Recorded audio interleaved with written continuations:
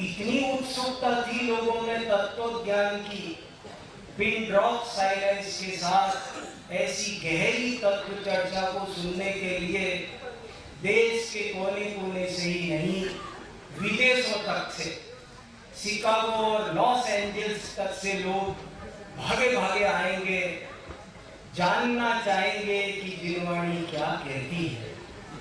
ये बहुत बड़ा इस युग का चमत्कार है, आश्चर्य है।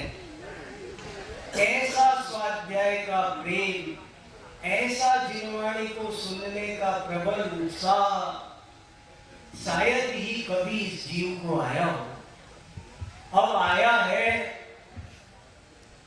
तो ये सफल भी हो जाए, सार्थक भी हो जाए।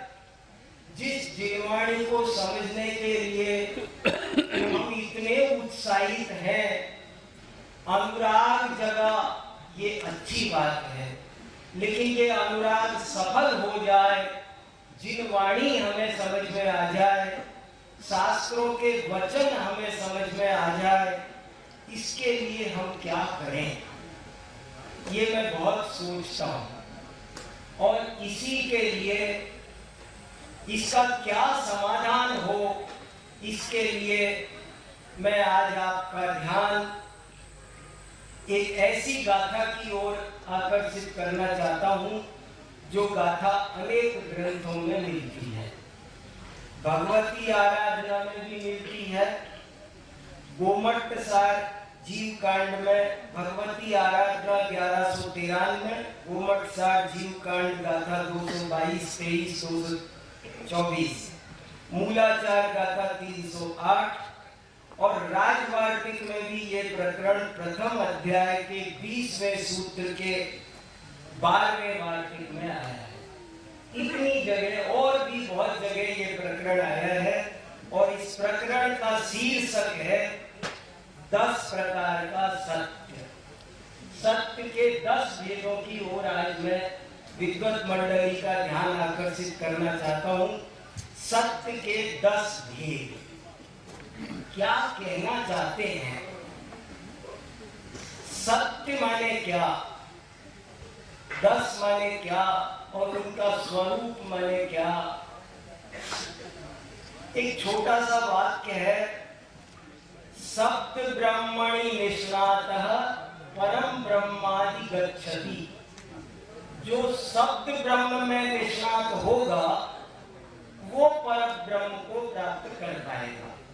जो सप्त ब्रह्म में निष्णात नहीं हो पाएगा उसे परम ब्रह्म की प्राप्ति नहीं होगी। इसलिए जिनवाणी के अर्थ को प्राप्त करने के लिए, सही से प्राप्त करने के लिए जिनवाणी में प्रतिपादित शब्द ब्रह्म पर ब्रह्म के वाचक वाच्य नहीं हो। शब्द ब्रह्म और पर ब्रह्म में वाचक वाच्य संबंध है। उस वाचक से हम वाच्य तक कैसे पहुंच जाएं, बस यही महान उद्देश्य लेकर हम सब यहाँ एकत्रित हुए हैं कि ये वाचक से वाच्य तक कैसे पहुंचा जाए। वाचक के प्रति इतना अनुराग उमड़ पड़ा, ये बहुत बड़ा किनारे लगी नाव है, अब पार हो जाए। तो ये कैसे पार हो, इसके लिए सभी आचार्यों ने कहा है कि जब तक साहित्य को समझने के लिए, जिनवाणी के कथ्य को समझने के लिए, जिनवाणी के आशय को समझने के लिए हमें साहित्य को समझने के लिए साहित्य शास्त्र का ज्ञान होना चाहिए। आचार्यों की बात को समझने के लिए आचार्यों की भाषा शैली समझना पहली आवश्यकता है। भाषा शैली अगर नहीं समझ में आई तो भाव कैसे समझ में आएंगे, क्योंकि वे भाव भाषा शैली में ही छुपे रहते हैं। और भाषा के लिए हमको संस्कृत सीखना चाहिए। भाषा के लिए हमें प्राकृत सीखना चाहिए। यदि हम सबको इतनी गहरी रुचि जगी है शास्त्रों को समझने की, तो हम सबको थोड़ा थोड़ा समय निकालकर मूल भाषा आचार्यों की समझने का प्रयास करना चाहिए। पहला कदम भाषा से ही, और भाषा का काम तो फिर भी अनुवाद आदि से संभव है। यद्यपि वह बात नहीं आती जिनको जिनवाणी का गहरा और मूल सही सही अर्थ समझना है, उनके लिए तो भाषा समझना, भाषा सीखना, प्राकृत भाषा में जो भाव है वे हिंदी अंग्रेजी में नहीं आ सके, इसलिए वे पहली बात भाषा सीखें। और जो लोग नहीं सीख पा रहे हैं, भाषा का काम तो मेरी इस बात पर ध्यान दिया जाए कि भाषा का काम तो फिर भी अनुवाद आदि के द्वारा संभव है, उसका एक विकल्प तो है जैसा तैसा, लेकिन शैली का कोई विकल्प नहीं है। शैली तो हमें समझनी ही पड़ेगी, और आचार्यों ने शैली को समझाने के लिए प्रमाण, नय, निक्षेप, अनेकांतवाद, स्यादवाद, सप्तभंगी तरंगणी, आधा साहित्य तो साहित्य को समझाने के लिए है। आधे से बात तो जरा सी है, उस जरा सी बात को 10% बात को आधा भी मैंने शायद कम बोला, 90% साहित्य तो साहित्य की शैली को समझाने के लिए समर्पित है। इसलिए हमें शैली समझनी चाहिए कि वो बात किस, कहां, क्या कही जा रही है। अब जरा देखिए, सत्य के 10 भेद, इसका हेडिंग है गाथा का सत्य के 10 भेद। तो सत्य के सत्य माने क्या? कोई के सत्य तो हम सब जानते, कालबोध पाठमाला में पढ़ा हुआ है। 5 पाप होते हैं, 5 उनके त्याग रूप व्रत होते हैं। तो पाप का नाम है असत्य और व्रत का नाम है सत्य। जैसा हो वैसा कहना, सत्य शब्द सत्ता से बना है, जैसा है वैसा कहो। लेकिन आप सर्वार्थ सिद्धि उठा के पढ़ो और वहां सत्य शब्द का अर्थ व्याख्यान पढ़ो, असद अविधानम अनृतम। तो सत्य की परिभाषा सुनो आप सर्वार्थ सिद्धि में। सर्वार्थ सिद्धि माने पूज्य पादस्य लक्षणम। लक्षण के मामले में कोई शिरोमणि हुआ है तो पूज्यपाद है।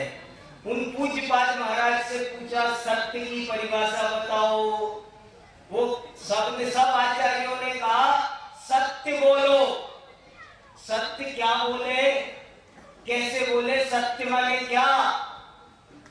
समंत भद्र महाराज से पूछा कि महाराज सत्य बोले, तो उन्होंने मना किया, कभी मत बोलना। सत्यमपि विपदे, सत्य बोलोगे तो विपत्ति में पड़ जाओगे। सत्यमपि विपदे, सत्य बोलोगे तो विपत्ति में पड़ जाओगे। सत्य कभी मत बोलना, बहुत खतरनाक काम है। घर में घुसना भारी हो जाएगा। सत्य नहीं बोलना, सत्यमपि विपदे। तो फिर सब आचार्यों ने तो कहा सत्य बोलो। सारी दुनिया उपदेश दे रही है, जैसा है वैसा बोलो। तो चलते हैं हम सर्वार्थ सिद्धिकार के पास में। महाराज आप बताओ, वो तो कह रहे थे सत्य बोलो, वो कह रहे हैं सत्य मत बोलो, क्या करना? तो पूज्यपाद आचार्य लिखते हैं, सुनो ध्यान से। सत शब्दो नात्र अस्तित्ववाचक, सत शब्दोत्र प्रशंसावाचक। क्या बात है! वो कमाल कर दिया। सत शब्दो नात्र अस्तित्ववाचक, सत शब्दो अत्र प्रशंसावाचक। सत्य में सत शब्द सत्ता का वाचक नहीं है, अस्तित्व का वाचक नहीं है, सत शब्द प्रशंसा का वाचक है। क्या आशय महाराज? आशय ये है कि जैसा है वैसा बोलना चाहिए, ये जिनवाणी का उपदेश नहीं है। जैसा बोलना चाहिए वैसा बोलो, ये अर्थ है। हित मित प्रिय बोलो, सत्य भी हो पर हित मित प्रिय ना हो तो नहीं बोलना चाहिए, वो असत्य है। पंडित टोडरमल जी साहब ने मोक्ष मार्ग प्रकाशक पेज नंबर 281 पर इस चीज का बहुत अच्छा खुलासा किया है। पूरा पेज है कि झूठा भी, शास्त्र में ऐसे झूठे कथन लिखे हैं, बोले झूठा भी हो पर अन्यथा प्रयोजन का पोषण करे, झूठा भी हो पर सही प्रयोजन का पोषण करे तो उसे झूठ नहीं कहते, और सत्य भी हो और झूठ प्रयोजन का पोषण करे तो उसे सत्य नहीं कहते, झूठ कहते हैं। लो, सत्यमपि विपदे, सत्य बोलना नहीं। कैसे कैसे मीनिंग है? महात्मा गांधी ने किताब लिखी सत्य के प्रयोग, उसमें शुरुआत यहां से की, पूर्ण सत्य बोला ही नहीं जा सकता, कोई बोल ही नहीं सकता। जब भी कोई बोलेगा तो वो 2 नंबर का सत्य बोलेगा। अरे आपसे पूछो आम कैसा, कोई बता सकता है? अभी कितने बजे हैं, कोई बता सकता है? जब भी आपसे आप आप पूर्ण सत्य बोल ही नहीं सकते, बोलना संभव ही नहीं है, असंभव। जो भी बोला जाएगा वो 2 नंबर का सत्य होगा। 2 नंबर का समझ गए?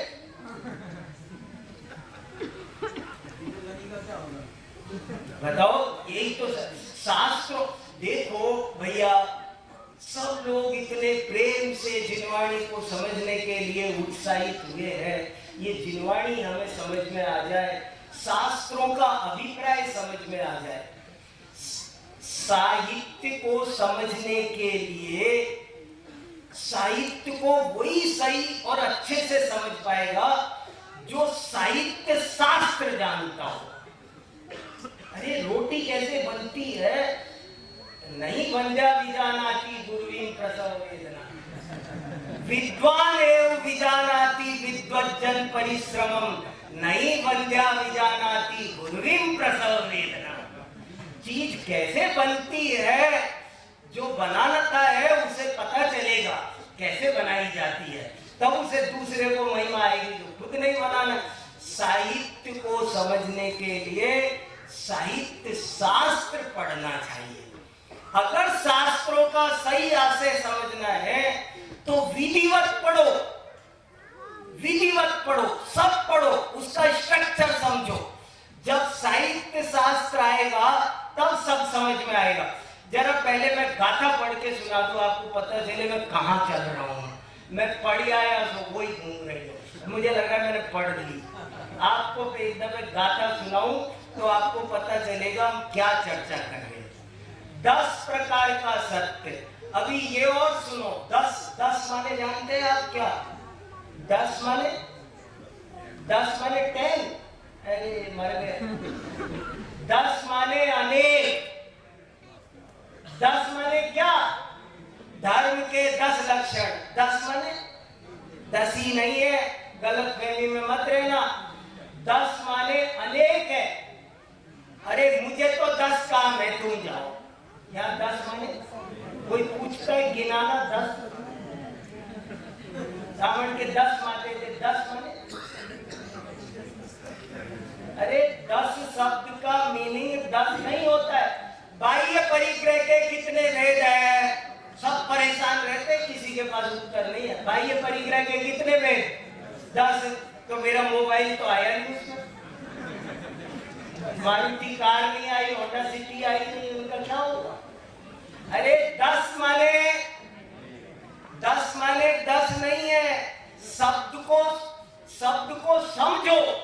शब्द की 3 शक्तियां हैं, अभिधा, लक्षणा, व्यंजना। ये नहीं आता तो क्या समझे? जिनवाणी नहीं समझ सकते। शब्द को समझने 10 माने 10 का यहाँ अभिधा अर्थ नहीं लेना। अभिधा, लक्षणा, व्यंजना 3। और आपको एक गजब की बात बता दूं, साहित्य विद्वान लोग लिखते हैं और ऐसा लिखा है जो अभिधा में साहित्य लिखा जाए वो अधम है, जो लक्षणा में लिखा जाए वो मध्यम है, और जो व्यंजना में लिखा जाए वो उत्कृष्ट काव्य है। कोई साहित्य शास्त्र पढ़ा होगा वो कहेगा मैं सही बता रहा हूं। अरे साहित्य शास्त्र का कायदा है ये। साहित्य शास्त्र शब्द की 3 शक्तियां हैं, अभिधा शक्ति, लक्षणा शक्ति और व्यंजना शक्ति। सबको समझ में आ जाए, एक उदाहरण दे दूं। सब लोग अपने सब साधर्मी भाई बैठे हैं। अभिधा, लक्षणा, व्यंजना का क्या मतलब होता है? एक तो शब्द का सीधा सीधा अर्थ होता है, उसको कहते हैं अभिधा। और जब वो अर्थ नहीं होता, उसका कोई लक्षण होता है तो उसको लक्षणा शक्ति कहते हैं। और जब लक्षण भी नहीं होता, कोई और ही व्यंग्य होता है तो उसका अर्थ व्यंजना होता है। उदाहरण के तौर पर एक ही उदाहरण, जैसे गंगा। हर शब्द के 3 मीनिंग होते हैं, हर शब्द के। जितने डिक्शनरी में शब्द है सबके 3 मीनिंग है। एक का नाम है, एक अर्थ है अभिधा, एक होता है लक्षणा, एक होता है व्यंजना। गंगा शब्द के 3 अर्थ है।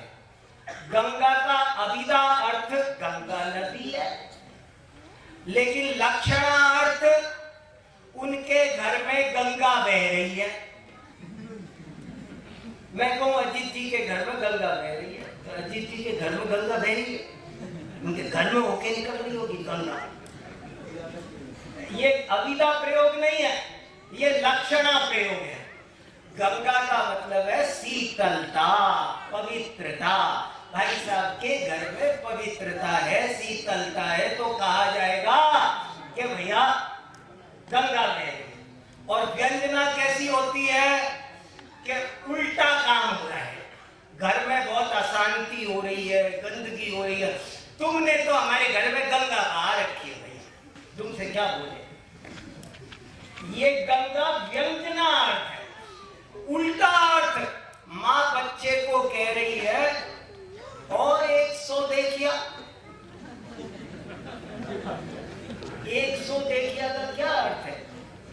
अभिधा है? अभिधा नहीं है।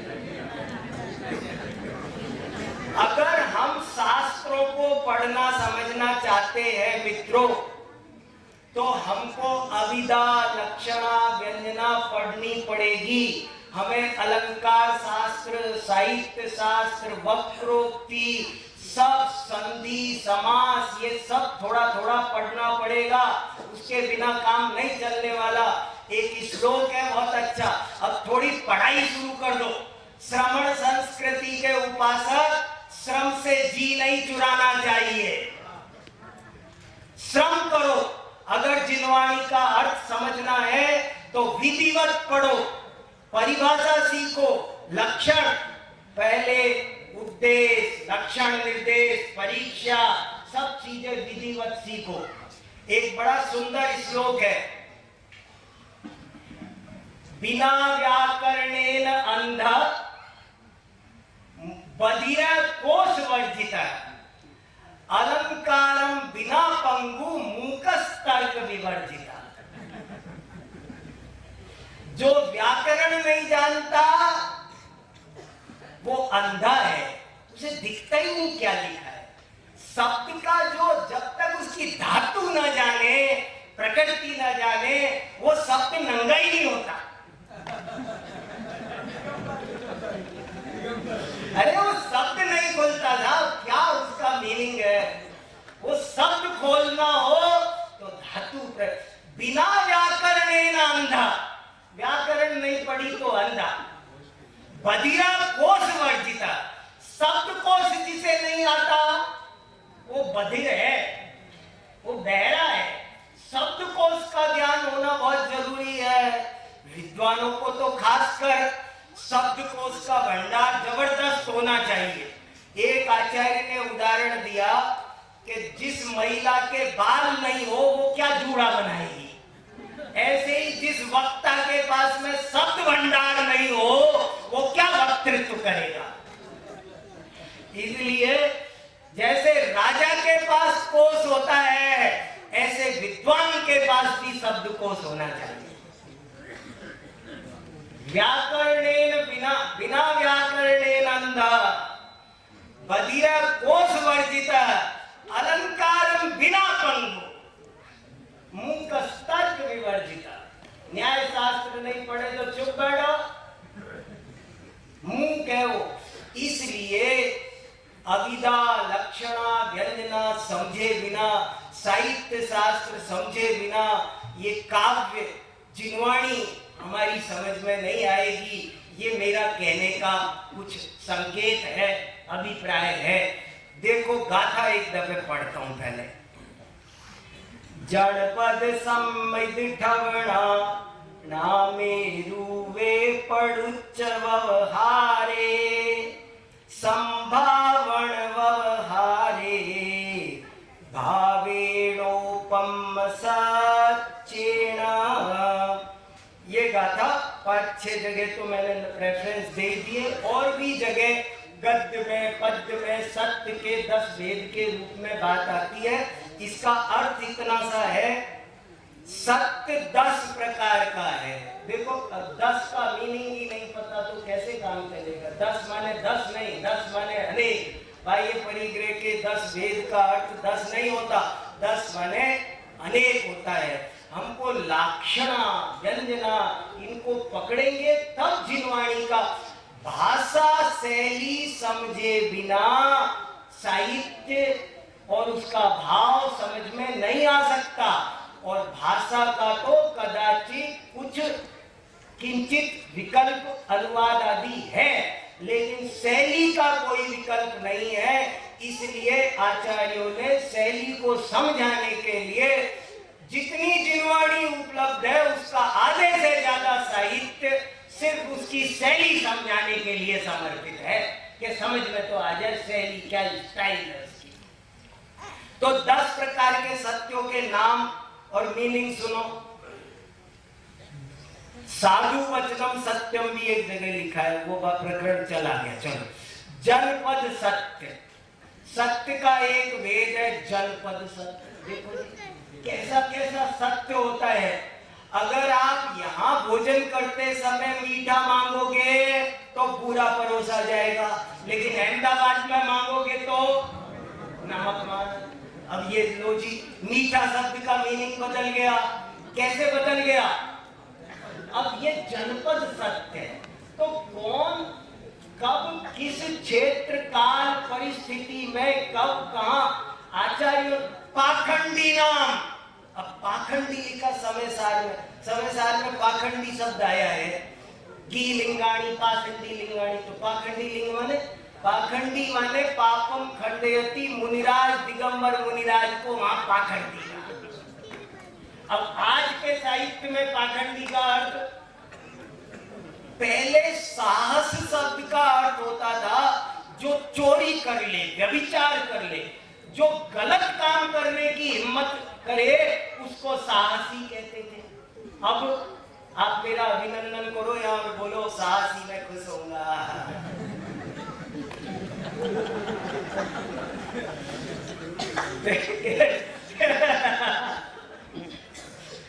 थोड़ी थोड़ी सीख रहा हूँ आप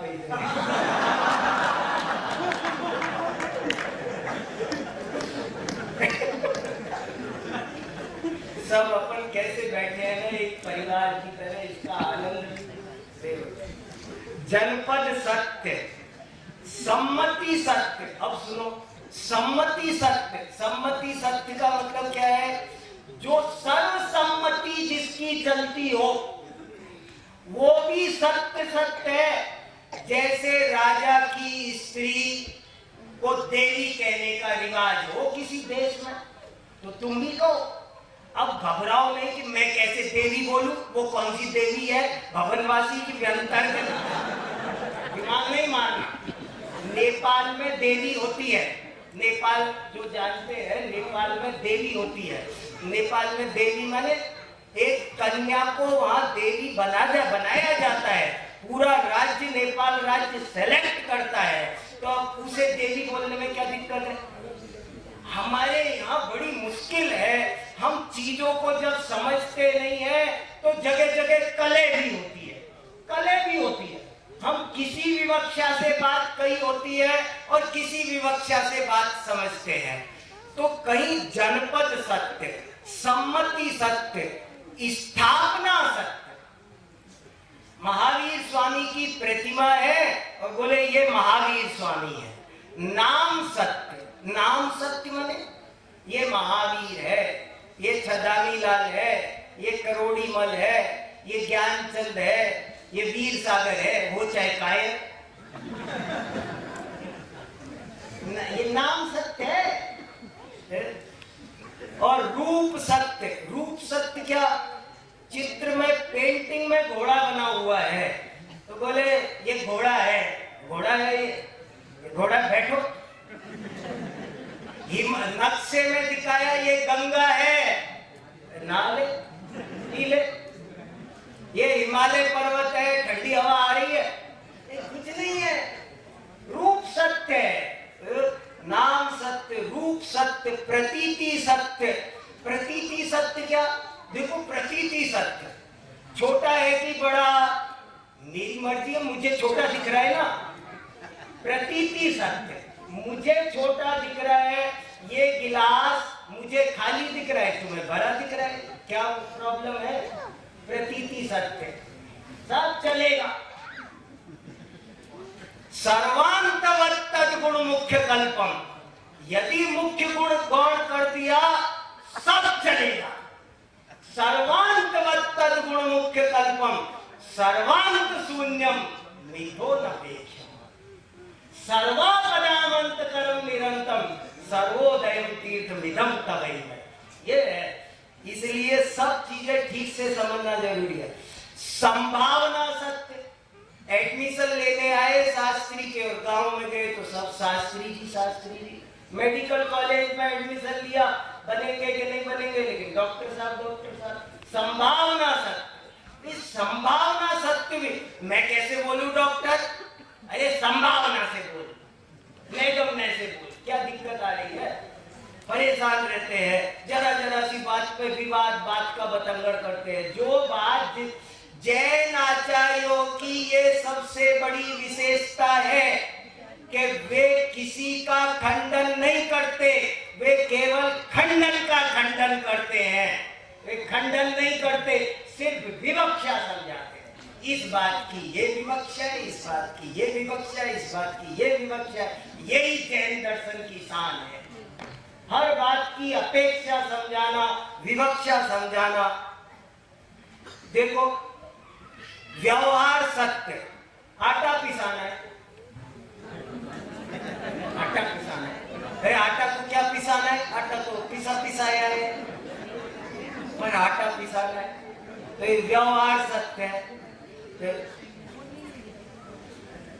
भाव सत्य, देखो भाव सत्य क्या है? ये प्रासुक है, जानते हो क्या है? ये शुद्ध है। कि शुद्धि किसे कहते हैं वो मत लगाना। अगर आपने लगाया बारीक शास्त्र तो कुछ शुद्ध नहीं बैठेगा, बारीक शास्त्र लगाया तो कुछ शुद्ध नहीं बैठेगा। भाव से शुद्ध हो गया तो शुद्ध है, भाव शुद्धि।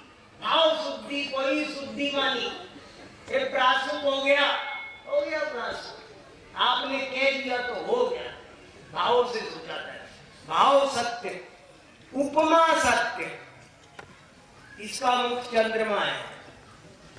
उपमा सत्य, नाना प्रकार से उपमा के द्वारा बात कही जाती है। मैं ये कहना चाहता हूं कि उत्कृष्ट साहित्य अगर समझना हो तो वो तो आपको गूढ़ोक्ति में मिलेगा, और अगर वो तो व्यंजना शक्ति में लिखा मिलेगा, और व्यंजना शक्ति को समझने के लिए हमें विधिवत अध्ययन करना पड़ेगा, थोड़ा व्यापक अभ्यास। अब हमने इतनी निवृत्ति ली, समय निकाला, तो ये सब तब सार्थक होगा जब हम इन सब चीजों को ठीक से समझेंगे। पिता ने कहा कि बेटा मैं तो जा रहा हूं, तूने मेरे रहते विद्या सीखी नहीं, लेकिन अब मैं तुझे एक उपाय बताता हूं, मानेगा तो तरक्की होगी। बोले बताओ पिताजी। बोले तू दुकान पर, दुकानदार का बेटा था, बोले छाया में जाना, छाया में आना और खूब मीठा खाना, और मर गया। अब बेटे छाता लेके दुकान पे जाते, छाता लेके आते, और आते टाइम हल्दीराम से बहुत सारा मीठा खरीद के लाते। तो कुछ नहीं हुआ। फिर किसी ने समझाया, मैं संक्षेप में बता रहा हूं, कि किसी ने बताया कि इसका आशय तो समझो भाई साहब। अरे छाया में जाना का मतलब है सूर्य। अरे इतनी सी बात थी।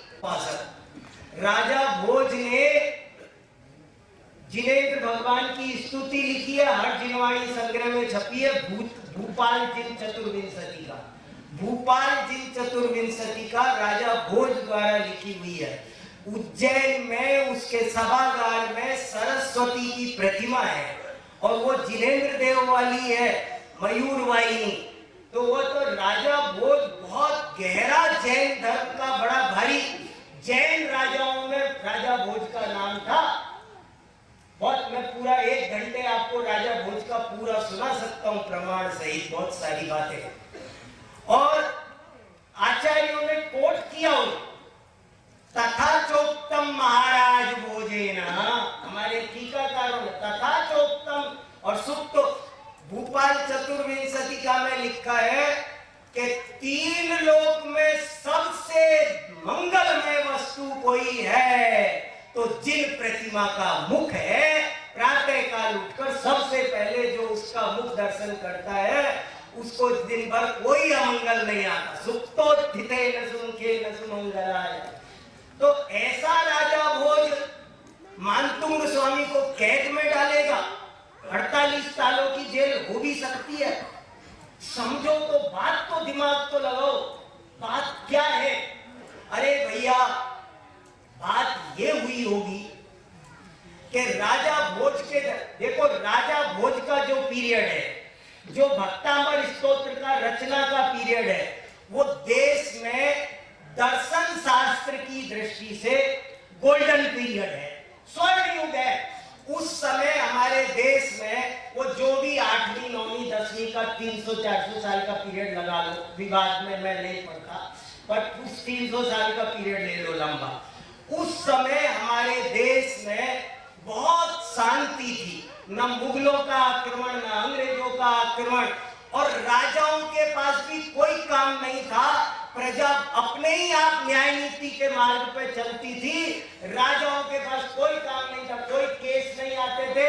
तो राजा भोज जैसे क्या करते थे कि हम तो 10 से 5 बैठेंगे, ज्ञानी बैठेंगे, तत्व चर्चा करेंगे, हमारा ऑफिस टाइम है, हम तो बैठेंगे, बैठे रहते थे और ज्ञान चर्चा होती थी। राजा भोज के दरबार में बहुत गहरी ज्ञान चर्चा होती थी, और उस ज्ञान चर्चा में एक बार ऐसी स्थिति पैदा हुई कि नाना प्रकार के मतांतर इकट्ठे हो गए, बहुत सारे वाद इकट्ठे हो गए, बहुत सारे मतांतर इकट्ठे हो गए। और वे मतांतर जब बहुत इकट्ठे हो गए तो वे मतांतर सब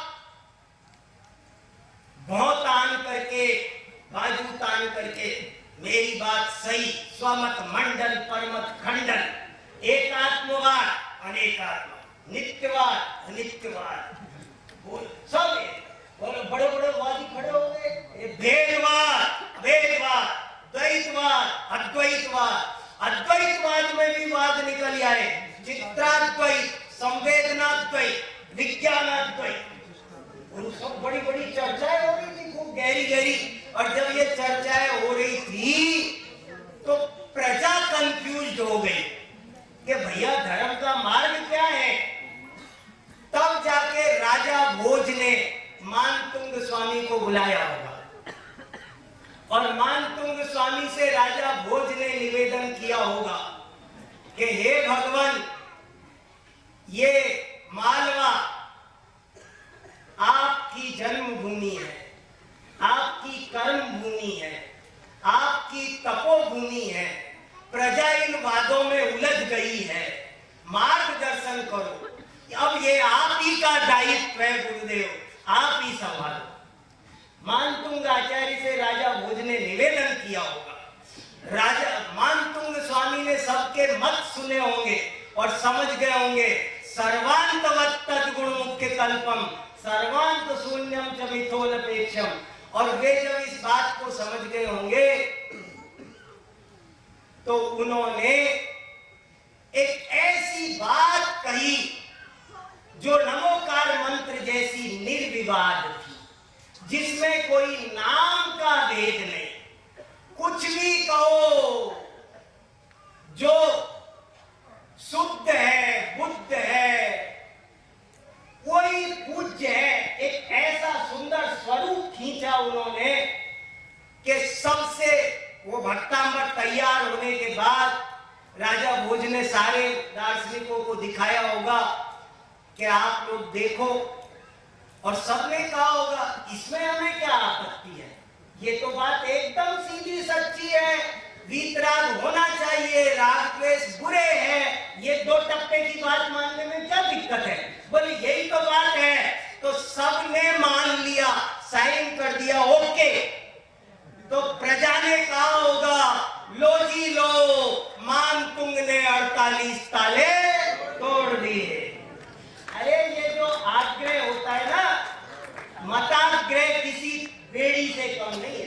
किसी एक नित्यवाद, अनित्यवाद, उत्पादवादी, व्ययवादी, द्रव्यवादी, ये बेड़ियां हैं, और बेड़ियां तोड़े बिना तत्व हाथ नहीं लगेगा। इसलिए इन सब अभिप्रायों को समय हुआ। बहुत सारी बातें हैं, पर मेरा अभिप्राय इतना सही है कि हम सब, मैं सिर्फ ये कहना चाहता हूं निष्कर्ष रूप में कि यदि हम सबको जिनवाणी के प्रति इतना प्रेम जगा है, ऐसी इसे समझने की सच्ची भावना जगी है, तो अब विद्यार्थी बन जाए और शुरू से पढ़ना शुरू कर दे काका गाना से। तब जाकर के हमको जिनवाणी अच्छे से समझ में आएगी। इसी भावना के साथ कि हम सबको ये शब्द ब्रह्म भी समझ में आए और शब्द ब्रह्म के माध्यम से पर ब्रह्म भी समझ में आए, मैं अपनी वाणी को यही विराम देता हूँ। धन्यवाद।